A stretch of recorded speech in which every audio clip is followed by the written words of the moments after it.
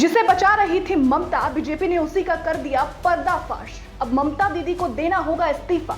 तो कब देंगी ममता दीदी इस्तीफा? तारीख, समय और दिन बता दें। क्या ममता दीदी के इस्तीफा का काउंटडाउन अब शुरू हो गया है? जिस शख्स को ममता बनर्जी शुरुआती दिनों से बचा रही थी, उसकी पोल बीजेपी ने ऐसी खोली है कि ममता बनर्जी ने ऐसा सपने में भी नहीं सोचा होगा। ममता बनर्जी को लगा कि बिल लाने से सब शांत हो जाएगा, सब पहले की तरह वापस से पटरी पर आ जाएगा। लेकिन कोलकाता में जो हुआ वो ममता बनर्जी को महीनों तक सोने नहीं देगा या शायद सालों तक। प्रशासन आपका, पुलिस आपकी, प्रिंसिपल आपका, जनता आपकी, राज्य आपका, फिर ममता बनर्जी इन सब से पल्ला आखिर कैसे झाड़ सकती हैं? बीजेपी ने ऐसा खुलासा किया है जिसे सुनकर आपके होश उड़ जाएंगे और कहेंगे ममता दीदी हाजिर हो। नमस्ते, मेरा नाम श्रुति है और अपना उत्तर प्रदेश न्यूज के डिजिटल प्लेटफॉर्म पर आपका स्वागत है।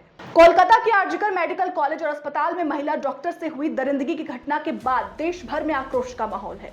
इस मामले में भारतीय जनता पार्टी के नेता लगातार पश्चिम बंगाल की मुख्यमंत्री ममता बनर्जी पर निशाना साध रहे हैं और इस्तीफे की मांग कर रहे हैं। बंगाल बीजेपी नेता सुकांत मजूमदार ने अस्पताल के पूर्व प्रिंसिपल संदीप घोष पर बड़ा आरोप लगाया है।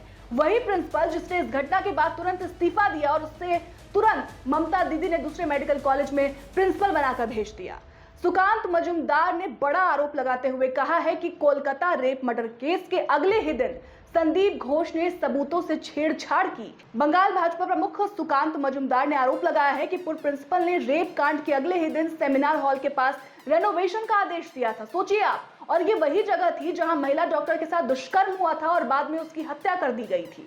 बीजेपी ने साफ कहा कि पीड़िता की मौत के ठीक एक दिन बाद 10 अगस्त को आदेश आखिर क्यों जारी हुआ? बड़ा सवाल है, क्यों जारी हुआ? दरअसल सुकांत मजूमदार ने जो लेटर शेयर किया है वो पूर्व प्रिंसिपल संदीप घोष की तरफ से पीडब्ल्यूडी के इंजीनियर को लिखा हुआ बताया जा रहा है। लेटर में कहा गया है कि अस्पताल के विभिन्न विभागों में डॉक्टरों के कमरे और अलग से अटैच्ड टॉयलेट्स की कमी है। रेजिडेंट डॉक्टरों की मांग के मुताबिक तुरंत आवश्यक कार्रवाई करें। सुकांत मजूमदार ने पश्चिम बंगाल की मुख्यमंत्री ममता बनर्जी पर भी लेटर को शेयर किया और निशाना साधा और लिखा, ये पत्र पुष्टि करता है कि साक्ष्य नष्ट करने के लिए पीड़िता की मौत के अगले ही दिन सेमिनार हॉल को ध्वस्त किया गया था।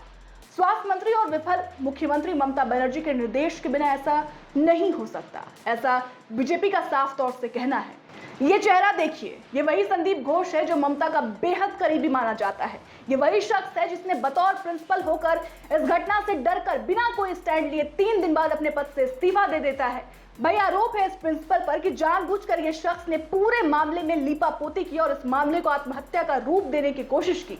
और देखिए, ऐसा नहीं है कि संदीप घोष का नाम पहली बार विवादों में आया हो। इससे पहले भी कई बार वो विवादों में रह चुका है।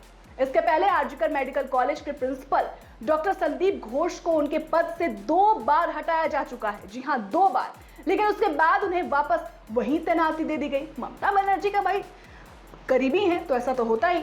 संदीप घोष के प्रभाव का अंदाजा आप इसी बात से लगा सकते हैं कि एक बार उन्हें हटाने के लिए एक सरकारी आदेश को महज 48 घंटों के भीतर रद्द कर दिया गया। बताया जाता है कि भ्रष्टाचार के मामले में जून 2023 में संदीप घोष का तबादला मुर्शिदाबाद मेडिकल कॉलेज में किया गया था, लेकिन 1 महीने के अंदर ही उन्हें दोबारा आरजीकर मेडिकल कॉलेज का प्रिंसिपल बना दिया गया। इसी तरह सितंबर 2023 में रैगिंग संबंधित घटना के बाद उनका दूसरी जगह ट्रांसफर कर दिया गया था, लेकिन दोबारा फिर से उन्हें आरजीकर मेडिकल कॉलेज में तैनात कर दिया गया। क्यों भाई, क्यों तैनात किया गया? आरजीकर मेडिकल कॉलेज का प्रिंसिपल बनने से पहले Sandeep Ghosh Calcutta national medical college के वाइस प्रिंसिपल रह चुके हैं। ऑर्थोपेडिक्स प्रोफेसर और सर्जन होने के बाद भी वो मेडिकल फील्ड में अपना नाम नहीं बना पाया। लेकिन जैसे ही वो आरजीकर मेडिकल कॉलेज के प्रिंसिपल नियुक्त किए गए, ममता बनर्जी ने जब उनको प्रिंसिपल बनाया तो एक बार फिर से चर्चा में आ गए।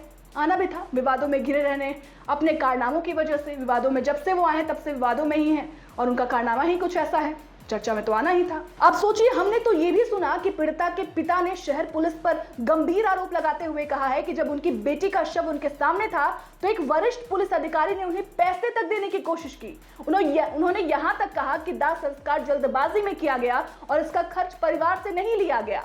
कुछ पुलिस अधिकारियों ने एक खाली कागज पर उनके हस्ताक्षर लेने की कोशिश की और उन्होंने कहा कि उसके बाद उन्होंने वो कागज फाड़कर फेंक दिया। ट्रेनी डॉक्टर के माता पिता ने यहां तक कहा कि जब मेरी बेटी का शव हमारे घर पर था तो डीसी नॉर्थ ने हमें कुछ पैसे देने की कोशिश की। सोचिए आप। फिर उसके बाद उन्होंने तुरंत उसको जवाब दिया। सोचिए ये सब बिना ममता बनर्जी की कहे हुए कैसे हो रहा है? क्या ममता बनर्जी को ये सब की खबर नहीं है क्या? अपनी ही सरकार के खिलाफ सड़क पर उतर जाती हैं, प्रदर्शन करने लगती हैं। क्या उन्हें नहीं पता कि कोलकाता में माँ पिता को पुलिस ने पैसे तक देने की कोशिश की, पीड़िता के माता पिता को?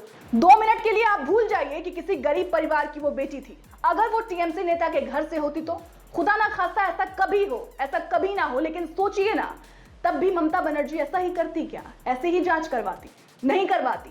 अब तक तो आरोपी को जेल भी हो जाती और केस सॉल्व भी हो चुका होता। ममता दीदी महिला होकर ये सब कैसे देख रही हैं, कैसे सुन रही हैं, कैसे नींद आ जाती है उनको, इसका जवाब तो ममता बनर्जी ही दे सकती हैं। जिस राज्य की जनता 24 घंटे सड़कों पर हो, वो वहां की मुखिया हैं, एसी ऑन करके टीवी चलाकर आराम फरमा रही हैं। भाई वाह, टीवी में खबरें तो देखती ही होंगी, फिर भी वही हाल है, ना टस ना मस। सिर्फ बात बात पर पीएम मोदी से इस्तीफा लेना है भाई ममता बनर्जी को, तो पीएम तानाशाह बताएंगी पीएम मोदी को। बातों का ना हाथ है ना पैर है, बस अपनी जिम्मेदारी से पीछा छुड़ाना है। ममता दीदी जल्दी कुछ करिए, देश तो आपसे इस्तीफा मांग ही रहा है। कहीं ऐसा ना हो जाए कि आपको छुपकर कहीं भागना पड़ जाए। फिलहाल इस पूरी रिपोर्ट पर आपकी क्या राय है? और संदीप घोष को लेकर बीजेपी ने जो बड़ा खुलासा किया है, कि बड़ा खुलासा करते हुए एक लेटर दिखाया है, उसको लेकर आप क्या सोचते हैं? हमें कमेंट कर जरूर बताइएगा। शुक्रिया।